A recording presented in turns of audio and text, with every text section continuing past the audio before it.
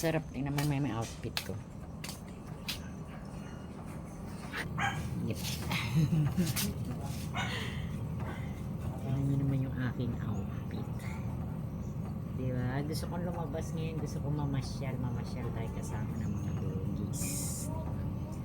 Meron pala akong isi-share sa inyo na story. Lalabas ba kayo? Lalabas sila. Yung ano kasi umiiyak si ano. Okay. Nasa labas daw si Mocha. Lalabas yung mga doggy. Pasyal. Kaya maingay. Excited daw kasi lalabas sila, oh. Wow. Nag-iingay sila pagka lalabas. Gusto kasi lumabas ng mga doggies. Kapapa tayo, bibidyohan natin sila. Naglabasan na. Sana yung mga yan.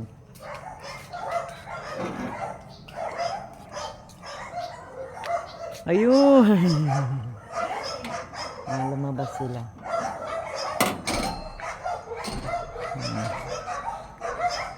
Tignan niya yung ginawa nila namin na ano guys, so gardening.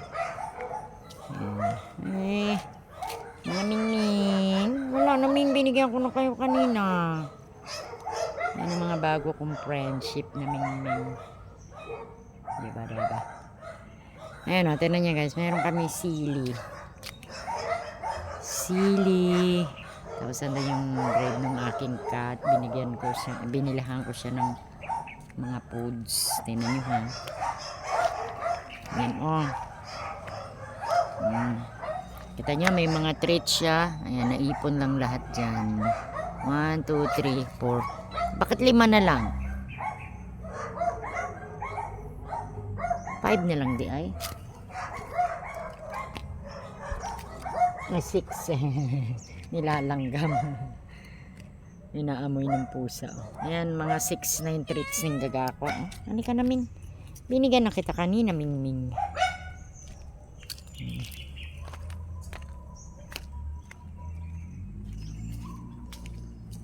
Gusto ko din maglakad.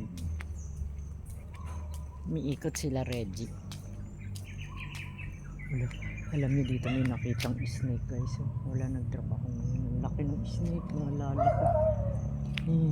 Scary. Panaalala ko, natatakot ako. So I need to get inside.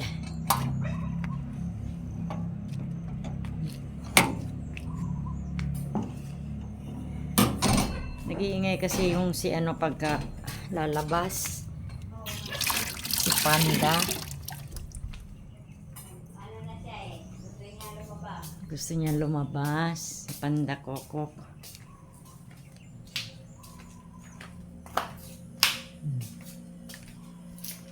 Nandito ako sa aking bed. Galing tayo sa labas. Yeah, so, yan. Itinur ko lang kay itinur, ano, hindi.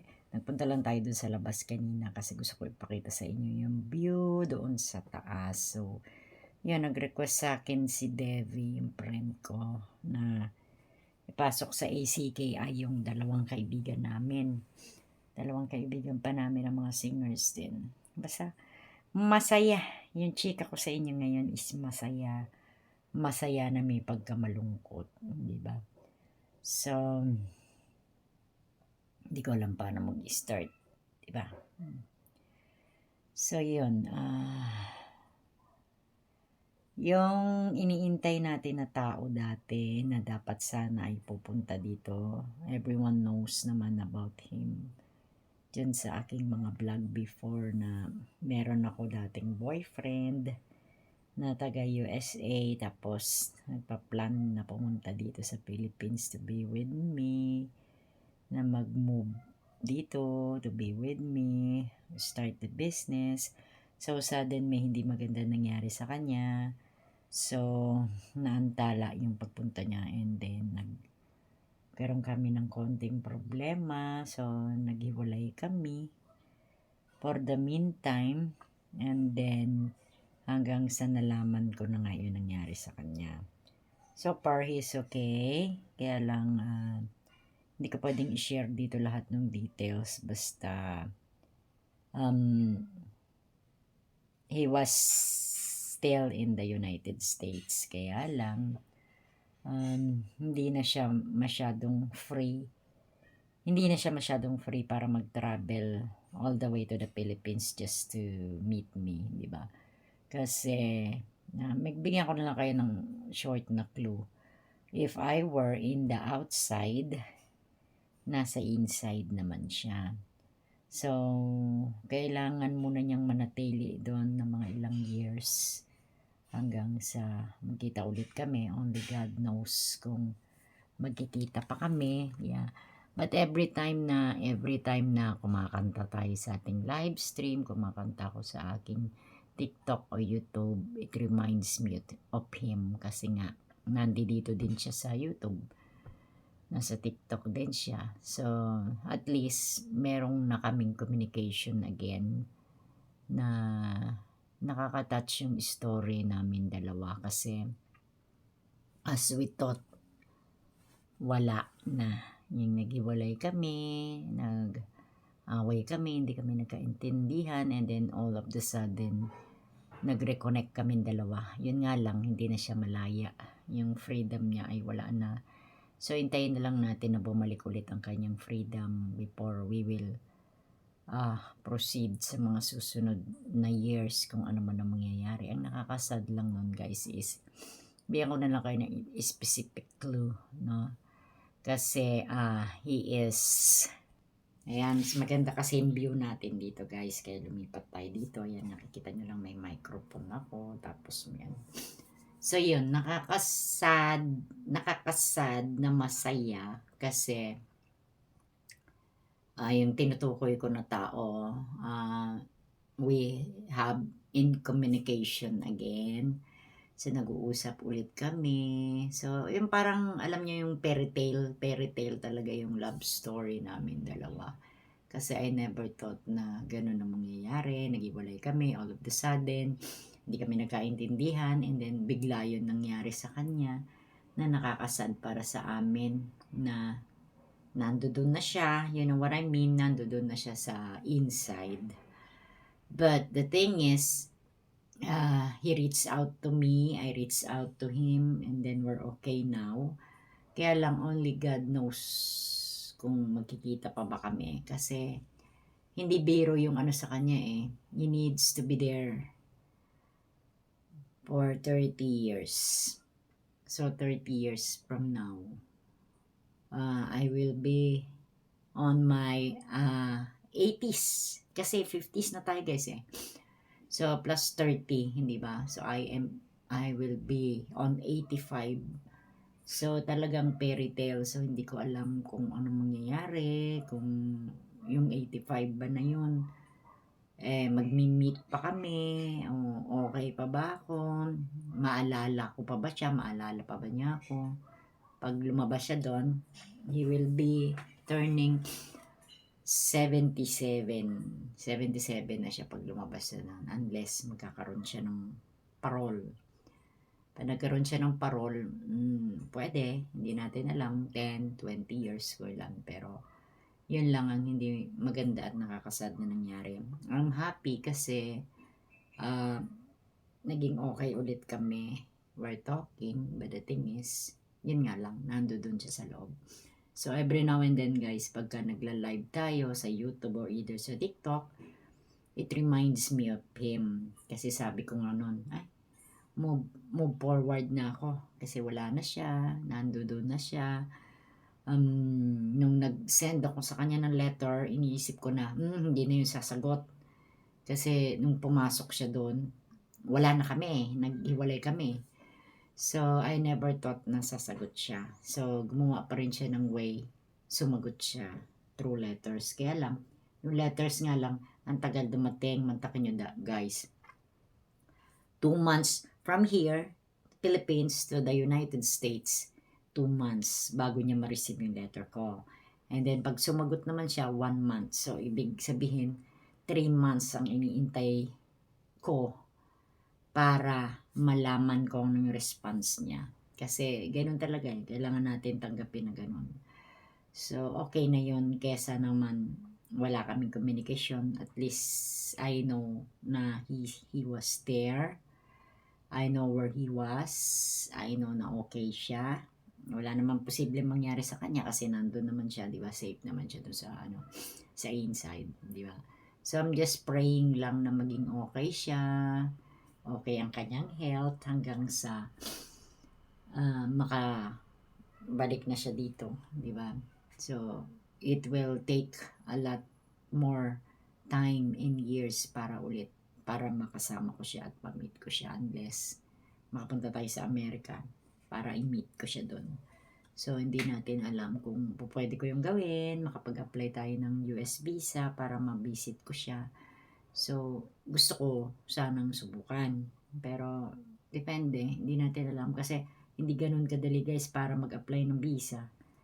It doesn't mean na may pera ka, may gagastusin ka, 100% na makakakuha ka ng US visa.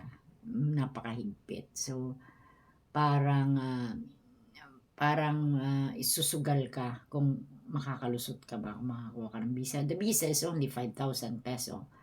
Diba? Hindi ka naman dapat manghinayang doon. Kaya lang syempre itatry mo kung makakalusot ka ba. Diba? Kung paano ba yun, paano ma-apply ng visa. Diba? So, hindi ko alam. Hindi ko alam kung paano. Hindi ko alam kung paano ko siya makikita. So, only God knows kung paano, or else, yan, sulatan na lang kami ng sulatan. Hindi rin siya makatawag. I told him, try to call me. Pinadala ko sa kanya yung number ko.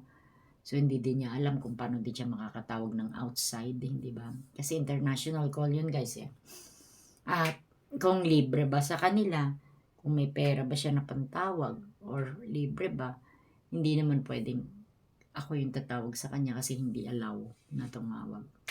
So, nakakasad na nagiging masaya ako. Sad ako kasi yun nangyari sa amin, yung nangyari sa aming, yung nangyaring ganyan. Pero masaya naman ako kasi nakita ko at naano ko na may pagpapahalaga siya sa akin, and sinabi niya sa letter niya na hindi ka nawawala sa puso ko. Iniisip ko pa din yung pumunta dyan sa Pilipinas. So, I hope one day makapunta ako dyan, makita pa kita, yung mga ganun ba. Pero yung 30 years, parang iniisip ko napakasad. Miracle lang talaga. Isang miracle lang talaga ang nun. Dahil sabi ko nga, siguro may reason yung God. Bakit? Diba? Why is it happen to him? There's a reason, diba? Iniisip ko na lang dati na, maybe planan ni God na maging siya dun sa loob, gawin siyang pare, o maging pastor siya, yung mag-guide siya ng mga prayers, yung mga ganun. Sad na masaya. Masaya ka na nalaman mo na mahal ka niya, na may halaga ka sa kanya, na may puwang ka sa puso niya, na mahal ka pa din niya hanggang ngayon. Pero sad ka dahil hindi siya malaya. It doesn't mean na hindi siya malaya na married siya. No, he is divorced. Wala siyang anak. So, yun ang balakid sa amin dalawa. But I was hoping and praying na mag-miracle talaga yung God. Tapos magkita pa rin kami balang araw. So, tingnan natin kung ano mangyari. Hindi natin alam what future holds, hindi ba? At least, iba yung mararamdaman mo sa puso mo na alam mo na merong taong nagmamahal at nagpapahalaga sa iyo bukod sa family mo, di ba? Yung parang nakaka-touch ba? So anyway, that is, yan ngayon ang ating topic, guys. So see you again. Lalabas kami in the next few days. Lalabas kami kasi I need to go to the post office para maghulog ng letter ulit para sa kanya. Para naman maging masaya siya kasi walang ibang nagmamalasakit sa kanya kundi ako, di ba? Wala siyang ibang natatanggap na letter, mga ganyan, kundi sa akin. So, yun ang inaano ko. Gusto ko palagi siyang maging masaya para makatulong din sa kanya, di ba? At least, nakakagawa tayo ng maganda sa tao. Yung napapasaya natin siya, di ba? So thank you guys. Thank you sa ating mga subscribers, sa ating mga viewers. Thank you very much guys sa pag-watch ninyo sa akin, especially sa aking mga live stream. Because every now and then when I go the live stream, I can see, just like this morning, I got 100 plus viewers sa aking live. So thank you guys. I love you. I hope subaybayan nyo yung aming journey na one day makapag-travel ako sa Amerika to meet him, di ba? So, yun ang napakagandang pwedeng mangyari, di ba? So, sana. So, I was hoping and praying na maging miracle. So, thank you guys. See you on my next vlog. Salamat.